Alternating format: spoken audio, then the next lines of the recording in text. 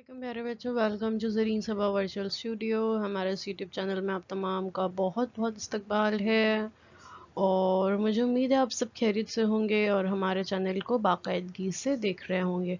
तो अगर आप चाहते हैं कि आगे भी आपको हमारे तमाम वीडियोज़ इसी तरह से मिलते रहें तो इसलिए हमारे चैनल को सब्सक्राइब करना ना भूलें।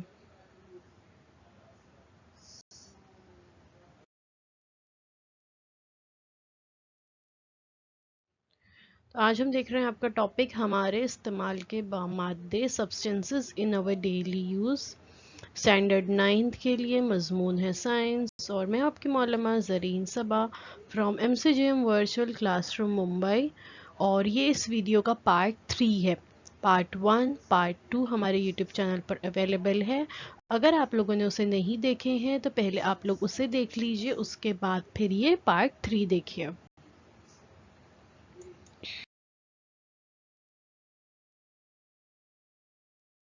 बंद है लेकिन तालीम का सिलसिला जारी व सारी रहे, इसलिए हम हर रोज़ एक नए वीडियो के साथ आपके सामने हाजिर होते हैं।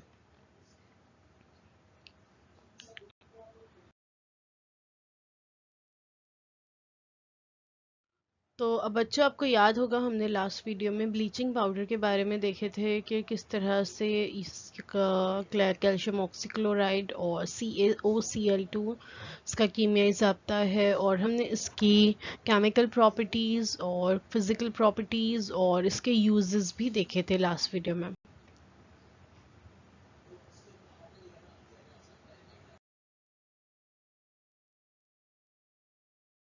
उसके बाद हमने देखे थे धोने का सोडा या वॉशिंग सोडा के बारे में, Na2CO3H2O के बारे में।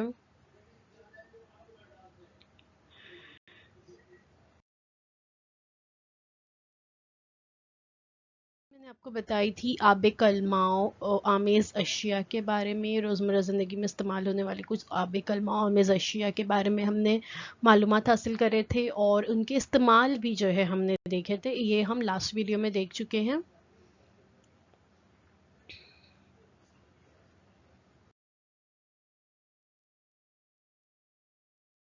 उसके बाद हमने देखे थे जो बहुत अहम टॉपिक है और आज हम इसी के आगे इस वीडियो में देखने वाले हैं, और वो हैं तापकार मादे यानी रेडियो एक्टिव सब्सटेंसेस के बारे में।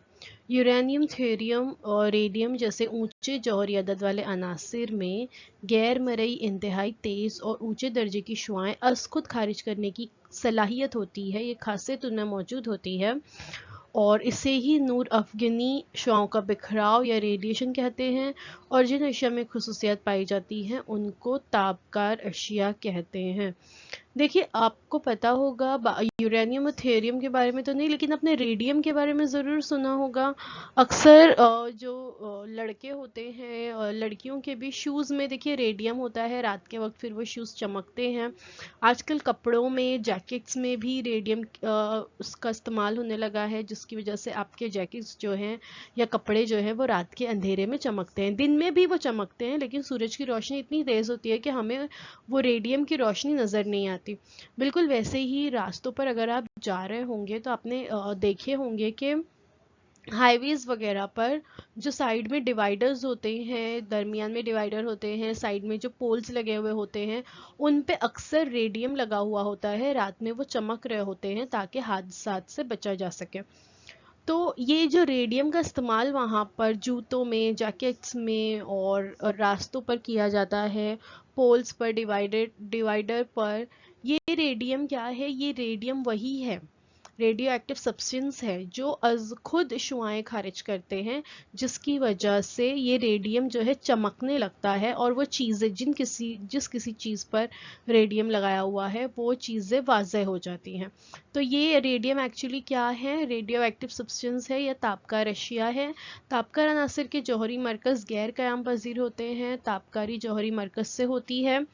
तापकार मादों का रोज़मर्रा ज़िंदगी से बहुत गहरा ताल्लुक है और इस मादे से मुतालिक हम जो है अभी मज़ीद मालूमात हासिल करेंगे।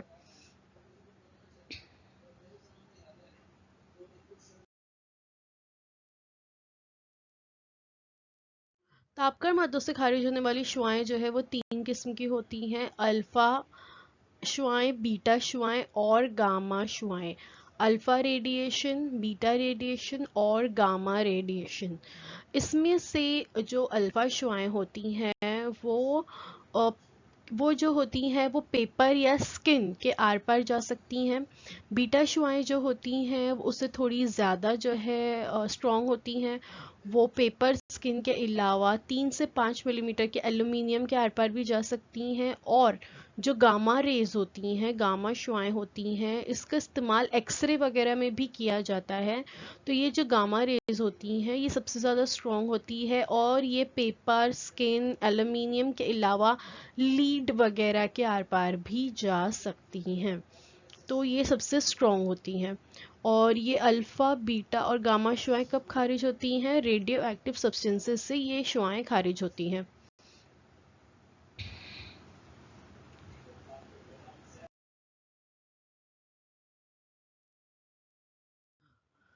Radio activity and the structure of the atom, इसके बारे में सबसे पहले किसने बताया था? हेनरी ब्यूकेरिल। हेनरी ब्यूकेरिल यूरेनियम की कच धात पिच ब्लेंड मुरक्कब की तहकीक कर रहे थे। उन्होंने टेबल के ड्रॉअर में, जो टेबल का ड्रॉअर होता है ना, उसमें उन्होंने फोटोग्राफी की गैर इस्तेमाल शुदा प्लेट एक पुट्ठे के डब्बे में रखी थी। उस पर एक कुंजी रखी हुई थी, यानी चाबी रखी हुई थी उस डब्बे के ऊपर।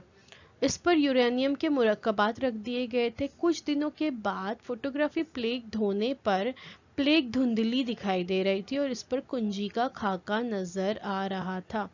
देखिए, पहले फोटोग्राफी की प्लेट्स हुआ करती थी। फोटोज निकालने के बाद वो फोटोग्राफी प्लेट्स को धोया जाता था ताकि जो है उससे जो फोटोज है वो हासिल की जा सके। तो ये जो फोटोग्राफी प्लेट उन्होंने पुट्ठे के डब्बे में ड्रॉ में रखी थी, उसके ऊपर उन्होंने कुंजी रखी थी और उसके ऊपर यूरेनियम के मुरक्कबात रखे हुए थे। यूरेनियम रेडियो एक्टिव सब्सटेंस है, ठीक है।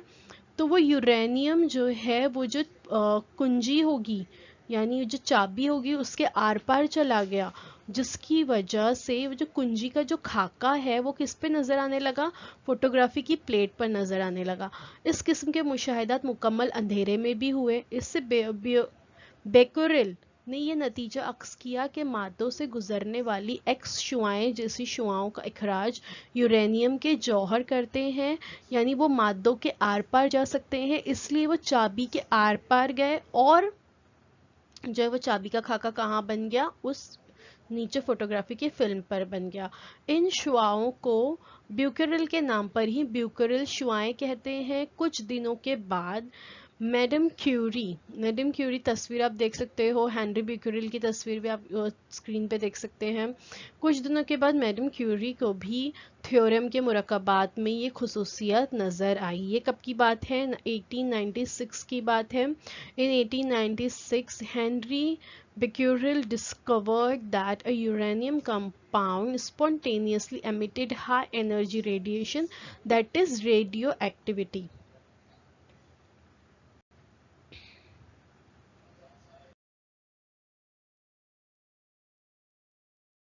तापकार शुआओं की नौइयत अब क्या है, इसके बारे में रुदरफोर्ड ने बहुत अच्छे से उसका मुताला किया और एक्सपेरिमेंट किए और इसको अच्छी तरह से वाज़ेह किया। रुदरफोर्ड ने 1899 में मालूम किया कि रेडियम से कम दो मुख्तलिफ किस्म की शुआएं जो है खारिज होती हैं। उसने उन्हें अल्फ़ा और बीटा शुआओं का नाम दिया। इसके फ़ौरन बाद ही विलार्ड ने तीसरी किस्म की शुआ का पता लगाया जिसे गामा नाम दिया गया। तो रुदरफोर्ड ने दो शों के मुतालिक बताया था और अर्नेस्ट रुदरफोर्ड का जौहरी खाका भी आप देख चुके हो, ठीक है। तो एटॉमिक स्ट्रक्चर के बारे में भी रुदरफोर्ड ने बताया है, ये आप जो है पढ़ चुके हैं।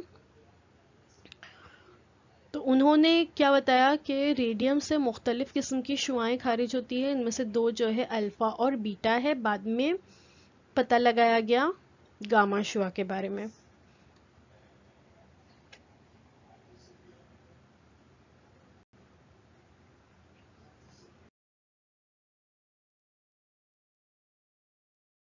दो मुखालिफ बरकीबार रखने वाले बरकीरों के दरमियान, देखिए तस्वीर में आप ऊपर देखिए बरकीरें नजर आ रहे हैं प्लस और माइनस, इनके दरमियान से गुजारने पर ये शुआएं अलग हो जाती हैं, वरना ये एक साथ रहती है। इस तरीके को सन 1902 में रुदरफोर्ड ने दरियाफ्त किया।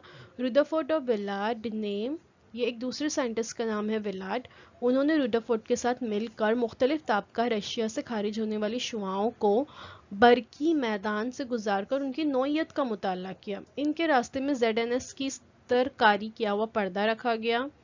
ठीक है, इस तरह मालूम हुआ कि तापकार शुआएं 3 हिस्से में बट जाती है। एक शुआ मनफी बरकीरे की जानिब थोड़ी झुकती है, दूसरी शुआ का झुकाव मस्बत बरकीरे की जानिब होता है और तीसरी शुआ पर बरकी मैदान का कोई असर नहीं होता और वो बिल्कुल सीधी चली जाती है। तस्वीर में आप देख सकते हो, बताया गया है शीशे का एक टुकड़ा है, उसके अंदर तापकार मादा है, दरमियान में शगाफ, बरकीरे, मस्बत बरकीरे, मनफी बरकीरे और पीछे जो है फोटोग्राफी प्लेट है और यहाँ से इसे गुजारा जा रहा है। मस्बत बरकीरे की तरफ जो शुआ झुकती है वो बीटा शुआ होती है। मनफी बरकीरे की तरफ जो शुआ झुकती है वो अल्फा शुआएं होती है और किसी भी ना जानिब झुकने वाली, जिसपे कोई बरकी बार नहीं होता, वो किसी भी जानिब नहीं झुकती, वो दरमियान से सीधी गुजरती हैं, वो गामा रेज होती हैं या गामा शुआएं होती हैं। Spontaneous disintegration of atomic nuclei to reduce subatomic particles of और रेडिएशन, इस तरह से अल्फा पार्टिकल, बीटा पार्टिकल और गामा रेज जो है इससे खारिज होती हैं।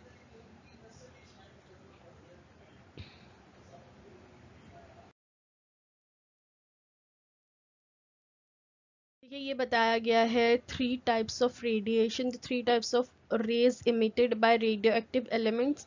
लीड ब्लॉक में इसको क्यों रखा जाता है रेडियो एक्टिव सब्सटेंस को, ताकि इसकी से जो शुआओं का इखराज हो रहा है वो एक ही सिमत में सिर्फ उस सुराख से बाहर की तरफ हो, इसलिए लीड ब्लॉक में रखा गया। वरना कोई और चीज़ में होता, और लकड़ी के डब्बे में, पुट्ठे के डब्बे में, तो हर तरफ से जो है शुआओं का इखराज होता था, लेकिन लीड ब्लॉक में वो महदूद हो जाता है। बाहर लीड ब्लॉक के शुआओं का इखराज नहीं होता, सिर्फ एक जो होल रखा गया वहीं से शुआओं का इखराज होता है और सामने पर्दे पर जो है वो हासिल होती हैं।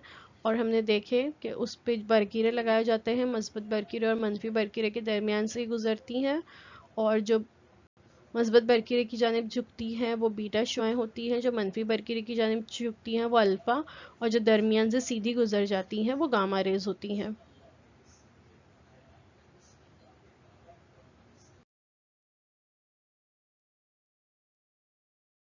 और साइंसदान का तारुफ यानी अर्नेस्ट रुदरफोर्ड का थोड़ा सा तारुफ देख लेते हैं। सन 1871 में पैदाइश हुई, सन 1937 में वफात पाई इन्होंने। इल्म तिब्बियात के इस बरतानवी साइंसदान ने जे थॉमसन की रहनुमाई और क्यूनेडिश की तजुर्बा गाह में और कनाडा मैकेगल यूनिवर्सिटी में तापकारी पर तहकीक की। जे थॉमसन का नाम आपने पहले सुना है, कहाँ सुना है ज़रा याद कीजिए। एटम्स के बारे में जब हम पढ़ रहे थे वहाँ पे हमने जे थॉमसन का नाम सुना था, है ना। तो इन्होंने भी एटॉमिक थ्योरी दी थी। अल्फा ज़रात को दाग कर हाइड्रोजन के जौहर की तकसीम की। इन्होंने अल्फा ज़रात को दागा और हाइड्रोजन का जौहर को जो है तकसीम किया गया। वरना हम क्या अब तक पढ़ रहे थे इसके पहले, क्या जौहर जो होते हैं वो ना तकसीम पजीर होते हैं, यानी वो किसी भी आंसर का छोटे से छोटा हिस्सा जौहर या एटम कहलाता है और एटम को मज़ीद तकसीम नहीं किया जा सकता। लेकिन इन्होंने अल्फा ज़रात को दाग कर हाइड्रोजन के जौहर की तकसीम की। इस तजुर्बे के बाद इल्म तिब्बियात में एक नए दौर का आगाज़ हुआ। फिज़िक्स में जो है एक नया दौर शुरू हुआ और फिर इस पर मज़ीद एक्सपेरिमेंट्स किए गए और मुख्तलिफ तरीक़ों से इस एक्सपेरिमेंट के बाद, इस तजुर्बे के बाद नई नई चीज़ें फिर उसके बाद ईजाद होने लगी।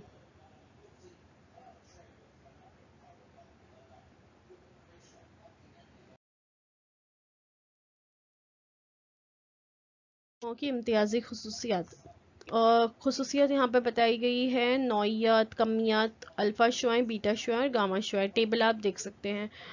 सबसे पहले देखते हैं नौइयत। अल्फ़ा शुआएं अल्फ़ा ज़रात का बहाव, बीटा शुआएं बीटा ज़रात का बहाव और गामा शुआएं जो होती है वो बरकी मिकनातीसी शुआएं होती हैं। कमियत इनकी बताई हुई है, लेकिन गामा शुआओं की कोई भी कमियत नहीं होती। बरकी बार अल्फा शुआओं पर मस्बत बरकी बार, बीटा शुआओं पर मनफी बरकी बार और गामा शुआएं पर कोई बरकी बार नहीं होता, वो बेबार होती हैं। रफ्तार रोशनी की रफ्तार का 1/15 हिस्से से 1/20 गुना होती हैं। रोशनी की रफ्तार का 1/5 से 9/10 गुना होती हैं और गामा शुआएं रोशनी की रफ्तार के मसावी होती हैं। और आपको पता है ना कि रोशनी की रफ्तार सबसे ज्यादा होती है, ठीक है। बरकी मैदान में झुकाव मनफी की बारदार पट्टी की जानिब कशिश करती है। चूंकि अल्फा शुआएं मस्बत बारदार होती हैं, इसलिए वो कहाँ झुकेगी, मनफी बार की तरफ, क्योंकि अपोजिट अट्रैक्ट्स ईच अदर। और बीटा शुआएं मनफी बर की बार रखती हैं, इसलिए वो मस्बत बर की बार की तरफ झुकती हैं। और गामा शुआओं पर कोई भी बर की बार नहीं होता, इसलिए वो किसी भी जानिब कशिश नहीं करती।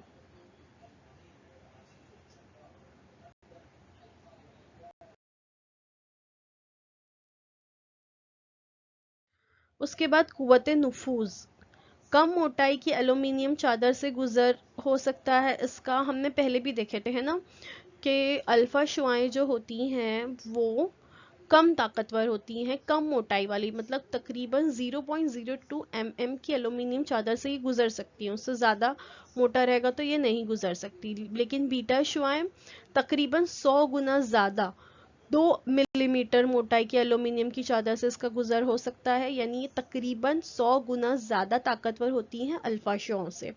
और गामा शुआएं जो होती हैं ये तकरीबन 10,000 गुना ज्यादा 1500 मोटाई के शीशे की चादर से भी गुजर हो सकता है इसका, यानी ये बीटा शुआओं की बनिस्बत 10,000 गुना ज्यादा जो है ताकतवर होती हैं।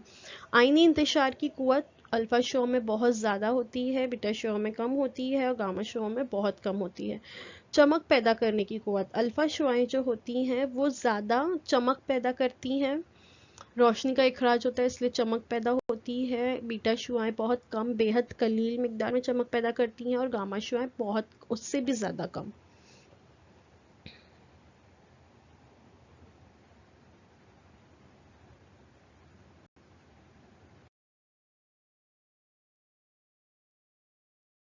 अब हम देखते हैं तापकार हमजा के इस्तेमाल, यूजेस ऑफ रेडिएशन या uses of radio isotopes.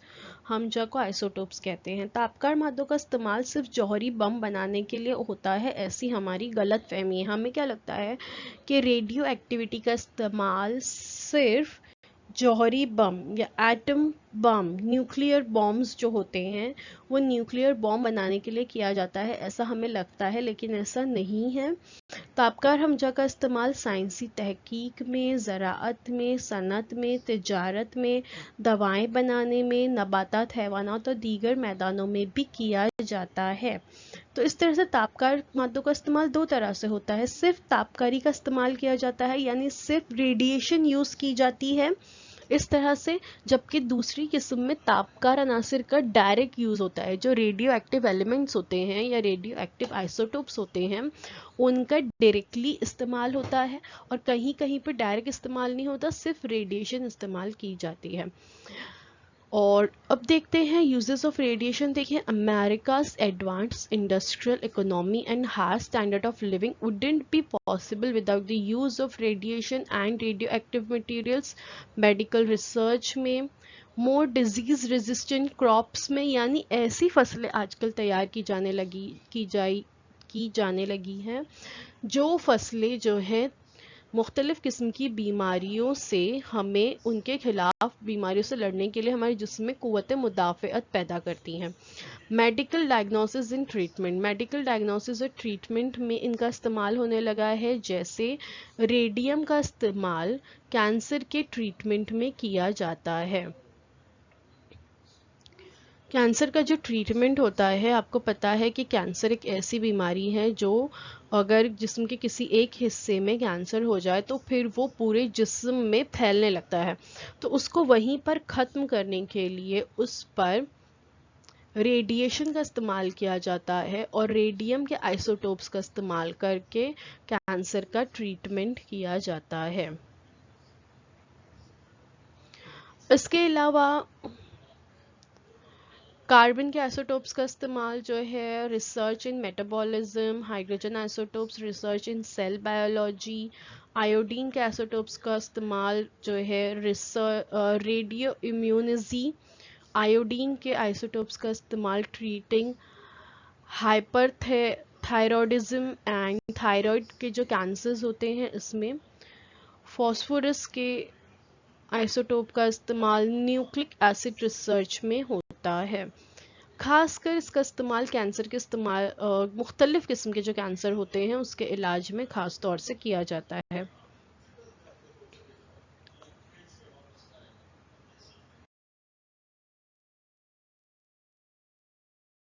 Natural radiation is everywhere. एक जो नेचुरल रेडिएशन होता है, कुदरती तापकारी, वो हर जगह है। From cosmic rays, the air we breathe, from plants और वाटर पानी में, from rocks and soils, from the food we eat and even from own bodies. हमारी अपनी बॉडी भी कुछ तरह की शुआओं का इखराज करती है। तो इस तरह से कुदरती तापकारी अगर हम कहें तो वो हमें हर जगह कुदरत में नजर आएगी।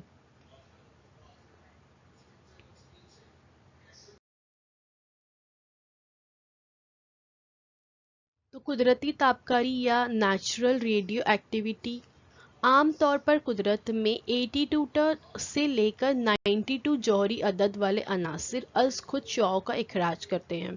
पीरियोडिक टेबल में अगर हम देखें तो ऐसे अनासिर जिनके जौहरी अदद, एटॉमिक नंबर्स जो हैं उनके 82 से लेकर 92 के दरमियान, यानी जिनके जौहरी अदद ज़्यादा होते हैं, वो तमाम अनासिर उमूमन कुदरती तौर पर शुआओं का इखराज करते हैं और इन्हें कुदरती तापकार अनासिर कहते हैं। नेचुरल रेडियो एक्टिव सब्सटेंसेस इन्हें कहा जाता है। यूरेनियम, रेडियम, थ्योरियम वगैरह जो है इसकी कुछ एग्जाम्पल्स हैं।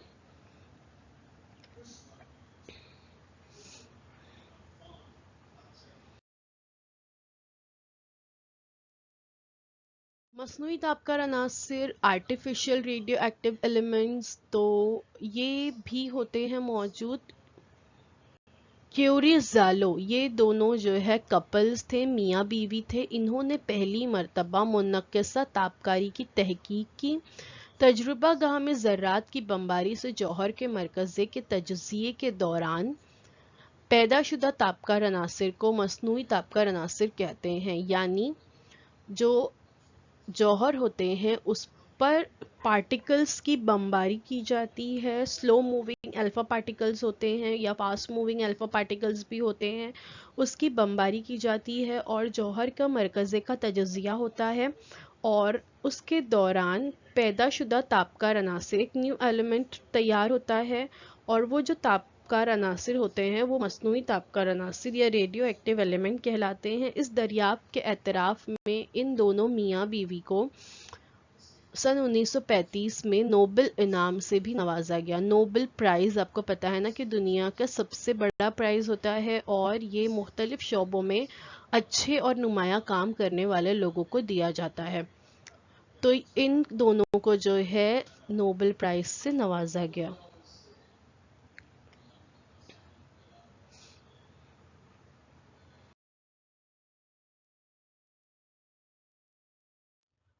और इसी जो आर्टिफिशियल तापकार अनासिर होते हैं, कुदरत मसनूई तापकार अनासिर का इस्तेमाल जौहरी तवानाई मराकज़ में होता है। न्यूक्लियर फ्यूल हासिल जो किया जाता है आजकल, उसमें इसका इस्तेमाल होता है। रेडियो एक्टिव यूरेनियम से स्मॉलर एलिमेंट्स तैयार किए जाते हैं।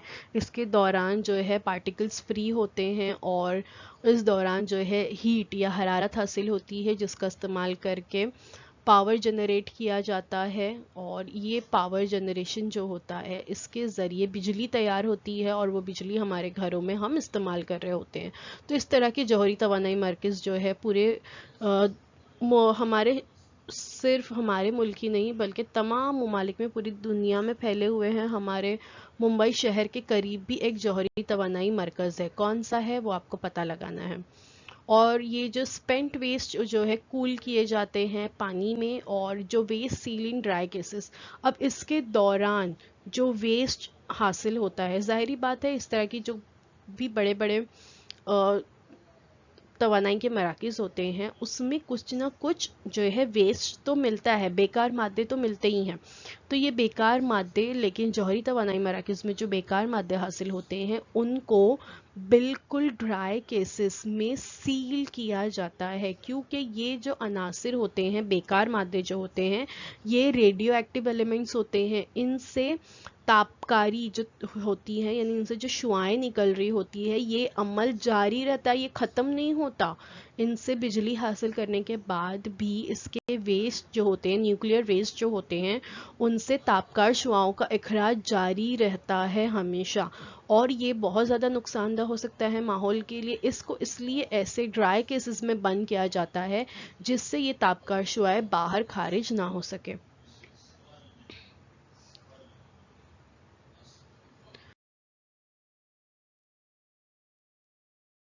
तरह के जो है न्यूक्लियर पावर प्लांट्स होते हैं, जौहरी तवानाई मराकज़ होते हैं, आपने जो है हो सकता है कभी देखे भी होंगे।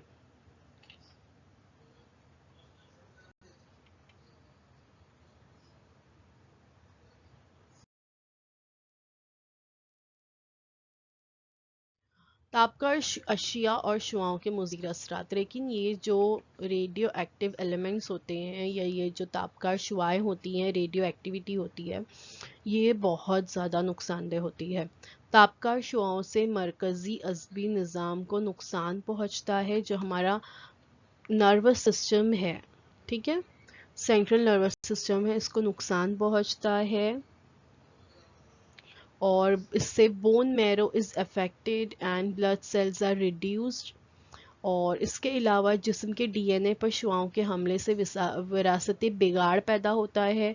डीएनए जो होता है वो ब्रेक हो जाता है, और डीएनए ब्रेक होने के बाद एक, ये आपको पता है ना कि डीएनए जो है एक नस्ल से दूसरी नस्ल में खुसूसियत को मुंतकिल करने के लिए ज़िम्मेदार होता है, और जब यही डीएनए ब्रेक हो जाएगा तो फिर जो खुसूसियत एक नस्ल से दूसरी नस्ल में मुंतकिल होगी उसमें बिगाड़ पैदा हो जाता है। और तस्वीर में आप नीचे देख सकते हैं कि किस तरह से बिगाड़ जो है पैदा होने के बाद किस तरह से जो अगली नस्ल आती है, जो बच्चे पैदा होते हैं, उनकी सूरतों में बिगाड़ हो सकता है, उनके हाथ पैरों में बिगाड़ हो सकता है। और इस तरह की तापकार शुआओं के एक्सपोजर से इंसान मरता नहीं है, but suffer from fatigue, nausea, vomiting and loss of hair, और उसके बाल भी झड़ने लगते हैं। इसलिए देखिए, जब कैंसर का ट्रीटमेंट होता है, जिन लोगों का, जो लोग कैंसर की ऐसी बीमारी से जूझ रहे होते हैं, और जब उनका ट्रीटमेंट चल रहा होता है तापकार शुआओं के ज़रिए, तो उस दौरान उनके बाल गिरने लगते हैं, है ना, उस थेरेपी के दौरान। उसकी वजह यही है। तापकार शुआएं जिल्द की सतह से जिस्म में दाखिल होती हैं, जिसकी वजह से जिल्द का कैंसर होता है, ल्यूकीमिया जैसी बीमारी होती है। धमाके की वजह से पैदा होने वाले तापकार आलाइंदे अमल तनफुस के जरिए जिस्म में दाखिल हो जाते हैं, जिसकी वजह से इन पर काबू रखना मुश्किल होता है। और ये कैसे ज़्यादा दाखिल होते हैं जिस्म में, ये हम आगे देखेंगे। इसके अलावा स्किन डिसीजेज होती है, डैमेज होता है रिप्रोडक्टिव ऑर्गन्स का, causes of abnormality in bone marrow, destroys retina of eyes, आंखों को भी नुकसान पहुंचता है, शॉर्टनिंग ऑफ लाइफ स्पैन, इंसान की उम्र जो है वो कम हो जाती है।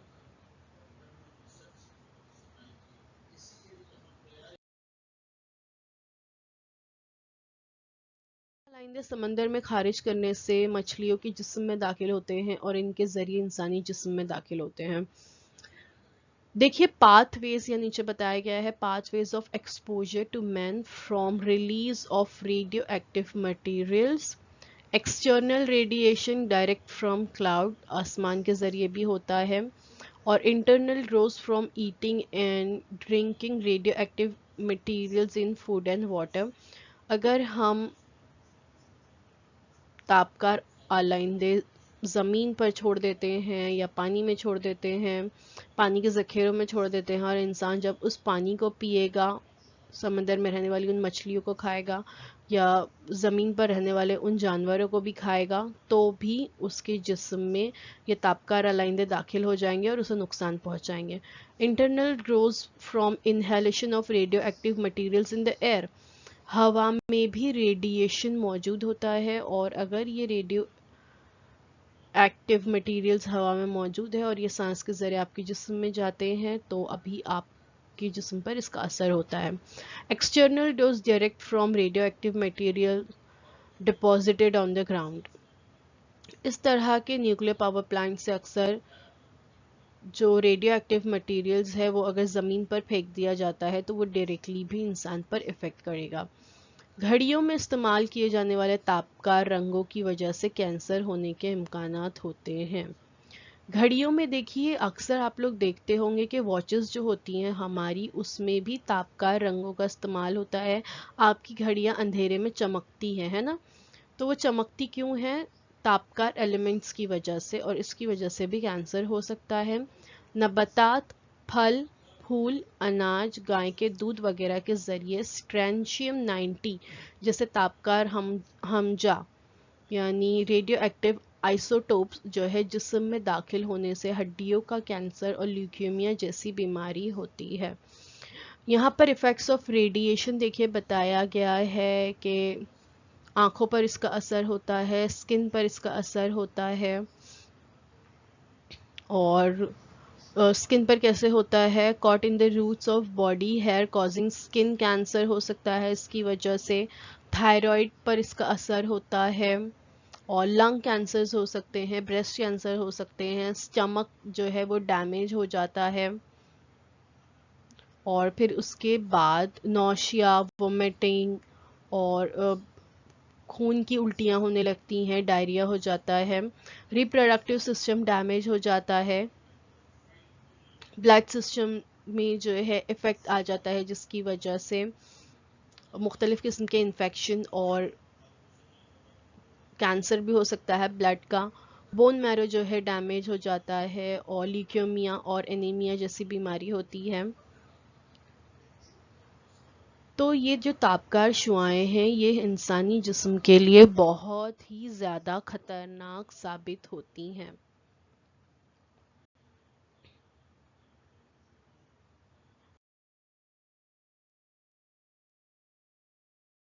अब देखते हैं ऐसे ही एक न्यूक्लियर पावर प्लांट जो था वो चेरनोबिल में था। और चेरनोबिल सानहा या चेरनोबिल डिज़ास्टर के बारे में आपने सुना होगा, और अगर आपने नहीं सुना है तो आप इंटरनेट पर इसके ताल्लुक से बहुत सारी वीडियोस हैं, इस पर कुछ मूवीज़ भी बन चुकी हैं, आप ऑनलाइन सर्च करके उसे देख सकते हैं। 26 अप्रैल सन 1986 को चेरनोबिल जौहरी तवानाई के मरकज़ में जो है ग्रेफाइट रिएक्टर में धमाका हुआ। और तस्वीर लेफ्ट हैंड साइड पर आप देख सकते हो, धमाके के बाद की तस्वीर है, और ये धमाका बहुत ज़्यादा ज़ोरदार और ख़तरनाक था जिसकी वजह से अचानक तापकार शुआएं और हमजा बाहर खारिज हो गए। इस हादसे की वजह से पानी और ज़मीन से तापकार हमजा का इंसानी जिस्म में दाखिला हुआ, जिससे विरासती नुकाइस पैदा हुए जो आइंदा नस्लों में मुंतकिल हुए। उस दौरान धमाके के तो फिजिकल डैमेज तो हुआ ही, लोग उस दौरान मर गए, लेकिन ऐसा नहीं था कि उस दौरान हादसा हुआ और हादसे का असर सिर्फ उस वक्त तक के लिए रहा।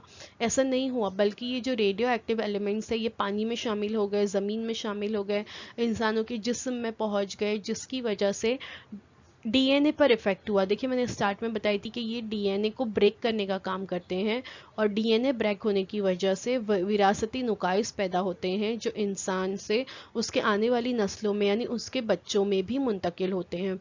और सिर्फ इंसान ही नहीं बल्कि जानवर भी इससे इफ़ेक्ट हुए। जंगलात में रहने वाले जो जानवर थे उनमें भी इस तरह के नुकाइस देखने के लिए मिले। गले में तकलीफ की शिकायतें बच्चों से बूढ़ों तक को बड़े पैमाने पर होने की वजह से गले की बीमारियों का तनासुब वहाँ बहुत ज़्यादा हो गया, और बहुत बड़े पैमाने पर लोग कैंसर जैसी मोहल्लिक बीमारी का शिकार हुए।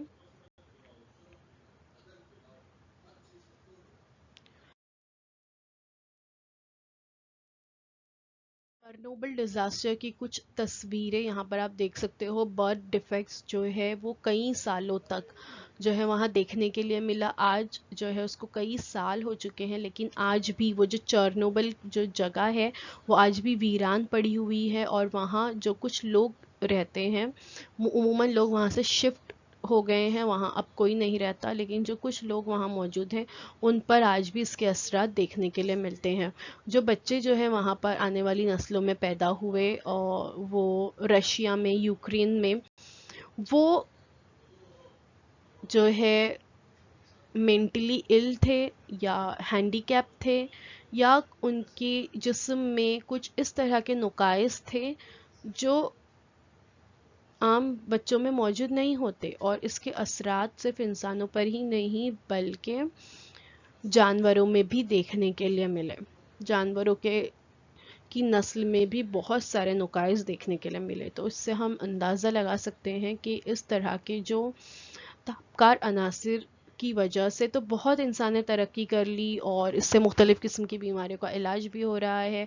बड़े पैमाने पर बिजलियाँ भी तैयार की जा रही हैं इसका इस्तेमाल करके, लेकिन इसके जो मुज़ीर असरात है वो बहुत ज़्यादा हैं। और इसी तरह की तापकार शुआएं आपके मोबाइल से भी खारिज होती हैं, वो भी आपके जिस्म के लिए बहुत ज़्यादा नुकसानदा है।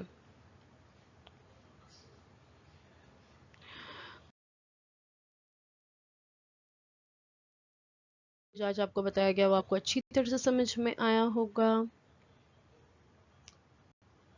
और अगर आपको वीडियो अच्छा लगा है तो प्लीज़ इसे लाइक कीजिए, शेयर कीजिए, अपने दोस्तों के साथ ज़्यादा से ज़्यादा शेयर कीजिए। और अगर आप चाहते हैं कि आपको आगे भी हमारे वीडियोस इसी तरह से मिलते रहें, इसलिए हमारे चैनल को सब्सक्राइब करना ना भूलें। सब्सक्राइब करने के बाद press the bell icon to get all the notification. अल्लाह हाफ़िज़।